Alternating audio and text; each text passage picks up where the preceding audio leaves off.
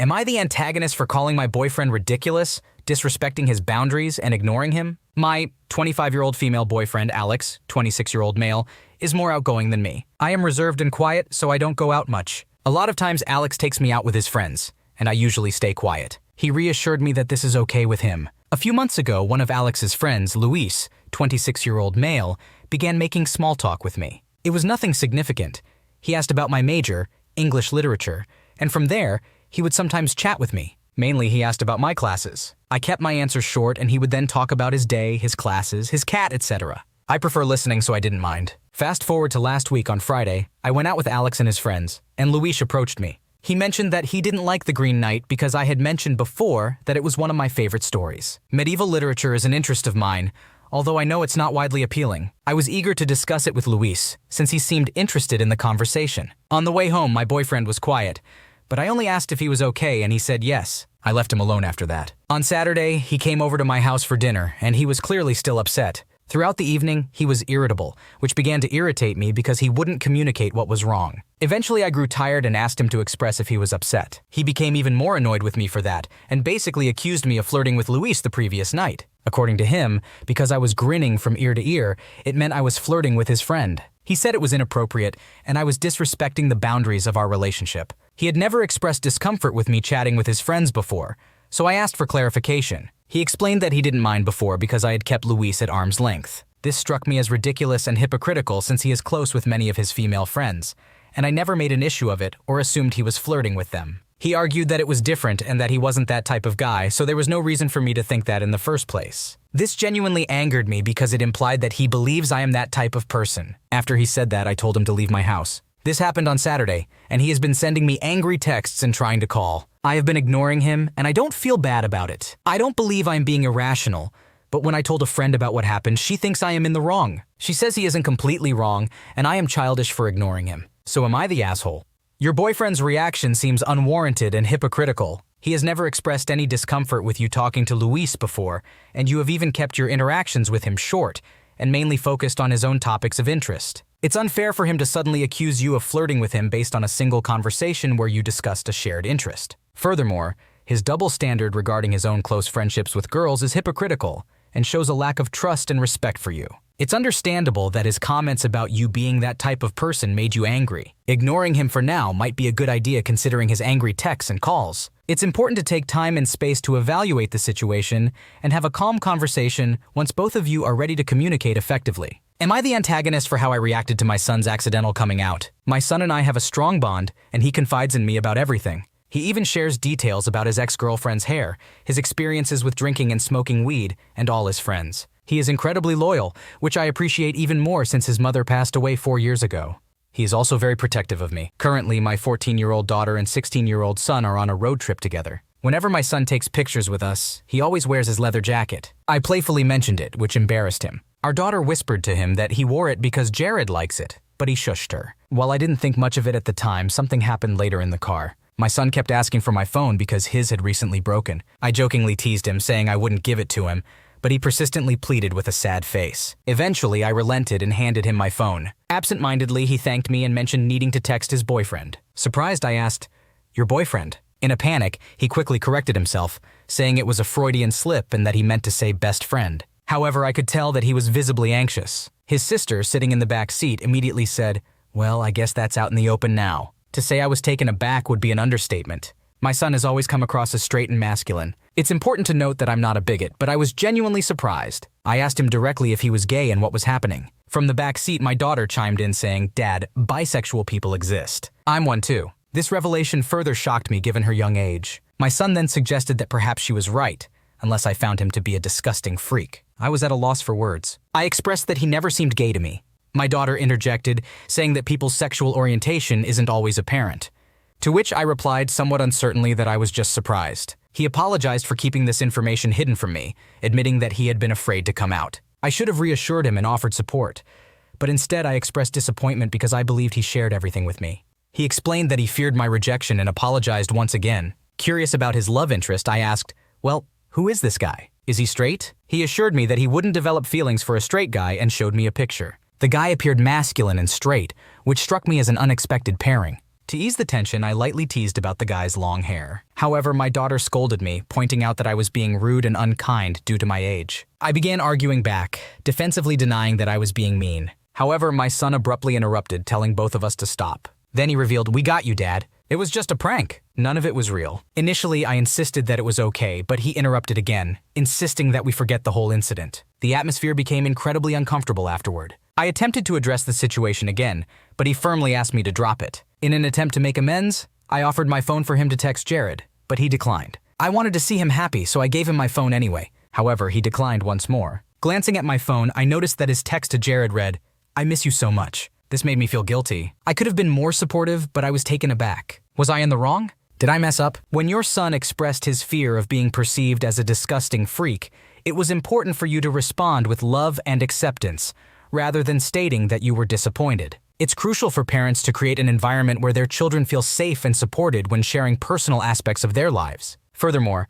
making fun of your son's crush and questioning whether the person is good enough for him can be hurtful and invalidating. It's not for you to judge the suitability of his romantic interests based on appearances. Your daughter was right in defending her brother against your remarks and calling out your insensitivity. It's important to listen and respect your children's experiences and identities, regardless of their age. In conclusion, while you may not have had ill intentions, your initial reaction and subsequent comments were not the most supportive. It would be beneficial to have open and honest conversations with your children, apologize for any hurt you may have caused, and reaffirm your love and acceptance for them as they navigate their identities. Remember that being understanding and supportive is vital in nurturing a healthy parent-child relationship. Am I the antagonist for losing my temper with my ILs and asking them to leave? I recently had my first baby 6 weeks ago. Before that, I became a stepmom to my husband's 2 kids who were 5 and 6 at the time, and are now 8 and 9. My husband and his ex-wife share equal custody of them, so they are with us every other week. However, my husband is the primary parent in our home since he is their biological parent.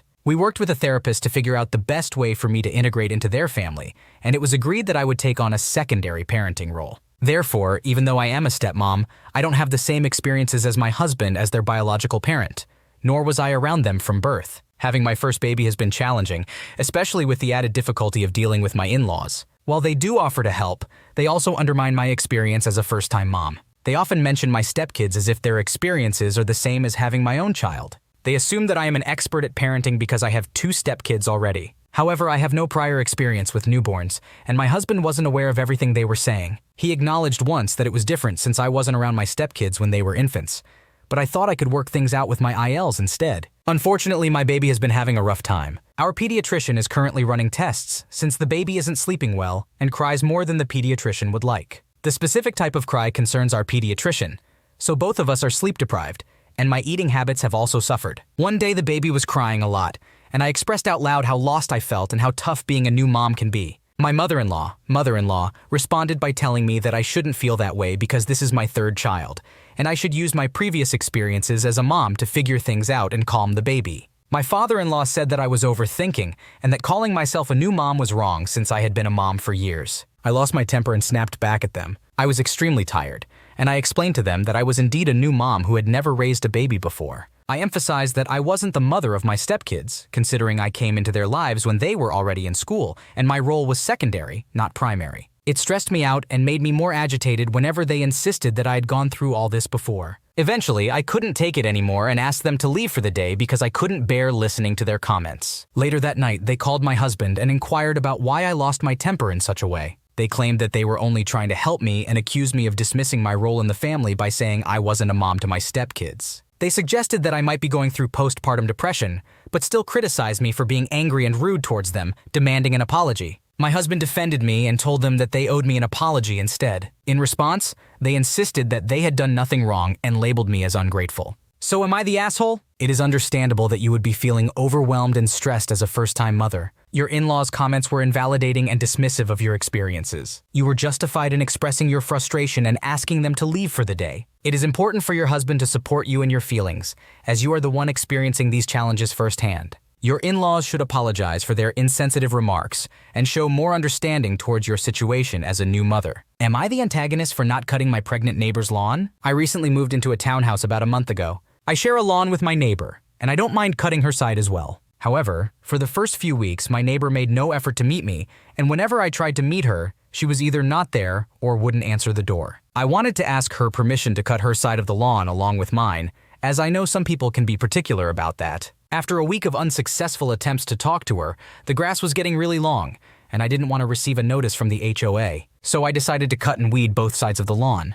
As soon as I finished, my neighbor stormed out of her home screaming at me, "Who asked you to cut my lawn? Don't expect me to pay you for something I didn't ask for." I noticed she was pregnant and figured she was just being hormonal, so I didn't argue back. I apologized for assuming she would be okay with it, introduced myself, and assured her that I didn't mind and wouldn't charge her, considering it's a small yard. However, she snarled at me saying, "As if I would pay you anyway," and slammed her door. A week later, it was time for another cut. This time, I couldn't help but think about how disrespectful she was and how I didn't owe her anything. So, I decided to only cut my side of the lawn, which was less work for me. I put away my lawnmower and weed eater and went inside to take a shower. Just as I got out of the shower, I heard someone banging on my door loudly. I rushed to answer it, and to my surprise, it was my neighbor yelling at me again. "Did you forget something?" I asked. "I don't think so." "Did I leave something outside?" She replied, "No. You forgot to cut my side." "Are you about to do it now?" I told her, "Based on our last encounter, it seemed like you didn't want me to cut it, so I won't." She glared at me and said, "Do I look stupid? If someone offers to cut it for free, I won't say no. Now come and do what you promised." I responded, "I have been nothing but nice to you, and you still approach me with an attitude? Get your husband to cut it. I won't do anything for you." She took offense as if I had done something wrong and said, "I'm a single mother and have no one to do it for me. I obviously can't do it myself. Someone has to do it." As I began to close the door, I told her, "Well, find someone because it won't be me." Since then, she no longer speaks to me and is telling our neighbors that I'm a bad person for not helping a pregnant single woman with man's work, as she puts it. So am I the asshole? You made multiple attempts to meet and communicate with your neighbor about cutting the lawn, and she was unresponsive. When you took the initiative to cut both sides of the lawn, she confronted you with anger and rudeness, making it clear that she didn't want your help. Given her previous response, it was understandable that you decided not to cut her side the second time. She cannot expect you to help her when she has already shown hostility towards your previous kind gestures. It is not your responsibility to take care of her lawn, and her being pregnant does not change this. Additionally, her comments about man's work are unfair and unreasonable. However, it's important to consider finding a way to peacefully resolve this situation to avoid further conflicts or negative interactions with your neighbor. Am I the antagonist for telling my 28 female husband, 29 male, he should give me a heads up before he invites people over to our house? My husband and I have always argued about a specific issue. Initially, I compromised and agreed to live near his work for his convenience, assuming it would only be for a short period of time, tilde 1 year. However, for me, it has become a nightmare having to sit in traffic for 40 minutes every day, which I'm not used to at all. Now that he is closer to his friends, colleagues, and only a 5-minute walk from work, he has started inviting his colleagues over for lunch at our house without informing me. I started noticing the dishes and other signs that people had been there, but he would only confess if I asked if anyone was home that day. After many arguments, he started informing me while they were still present instead of me finding out later. I have come to know most of his friends and colleagues as I have met them before. However, I struggle with extreme anxiety when it comes to cleanliness and worrying about what others might think. I've tried to overcome it by gradually accepting his casual texts at work, informing me about his friends having lunch at our house. Today, I had to wake up very early, 5:45 a.m., for work, and was rushing all day to finish my tasks early so I could go home and maybe take a nap to make up for lack of sleep. I completed my work around 3 p.m. and took a moment to sit down and do some computer work along with other pending tasks. Around 3:40 p.m., just as I was about to reach my car, I received a text from my husband informing me that there was someone I didn't know at our house for the next 1.5 hours. I immediately felt heartbroken and crushed, with a mix of emotions. I couldn't go home and nap with a stranger in the house, nor could my husband have a peaceful conversation with his friend while I was there. The thought of meeting someone new after a long day triggered crippling anxiety, and the idea of waiting in the car until they left made me feel sad. So instead, I went back to my office and spent the next 1.5 hours there, ensuring that the person had left before I returned home. Is it unreasonable for me to expect my husband to inform me before inviting someone over? I could have told him to choose a different place or day, and that I would be coming home early. However, he never informs me beforehand when he brings someone home. When I try to discuss this with him, he always claims that I am trying to control him and that he doesn't have the freedom to make his own decisions. He also argues that he can't read my mind about when I'll be returning home. In summary, my husband believes I am controlling him because I request that he informs me in advance if someone will be at our house. It is not wrong for you to expect your husband to communicate with you before inviting someone over to your house. You have expressed your anxiety about cleaning and meeting new people, and it is reasonable for you to want to be prepared and have the opportunity to address these concerns before someone arrives. Your husband's response that he doesn't have to ask permission for everything and that he can't read your mind is dismissive and belittling. It is not about controlling him, but rather about establishing open and respectful communication in your relationship. It would be beneficial for both of you to have a calm and honest conversation about this issue. Express your feelings and concerns, and ask your husband to understand and respect your needs. It is important for both partners to compromise and find a solution that works for both of you. Am I the antagonist for telling my cousins-in-laws to go fuck themselves? I, a 21-year-old female, have been staying with my 30-year-old cousin and her 31-year-old husband for a few weeks while searching for an apartment and job in a different state. Yesterday, my cousin invited me to join them for a family dinner at her in-laws' place tonight. I have only met them once at their wedding and haven't seen them since because they live in a different state. I agreed to go since they were nice to me at the wedding. We arrived at their house, which to be honest is a massive mansion 20 minutes away from the city, and they warmly greeted my cousin and her husband. However, they did not extend the same warmth to me. I didn't think much of it since they didn't know me, and I was used to being greeted formally. We entered their sitting room, and my cousin-in-law's father specifically told me not to sit down. It seemed strange, but again, I didn't think too much about it. My cousin-in-law and cousin found it odd, though. My cousin-in-law asked his dad why I couldn't sit with them, to which his dad replied, "Don't know where she's been," and laughed as if it were a joke. None of us laughed except for his wife. I stood in the sitting room for half an hour until his wife called us for dinner, and we all went into the dining room. Only 4 places were set, which caught the attention of my cousin-in-law who questioned it. His mom replied, "We aren't a charity. She doesn't get to eat with us. There's not enough food." I must admit, this statement threw me off as all of us were on the heavier side. However, I remained polite and assured my cousins that I would be fine. Unfortunately, this wasn't the end of it. My cousin-in-law was upset with how his parents were acting and told them that we would leave if I couldn't join them for dinner. His mom threw a fit and insisted that they weren't obligated to feed a stranger. This really surprised me since they were kind to me at the wedding. Once again, I expressed to my cousin-in-law that it was a big issue, but his parents responded with,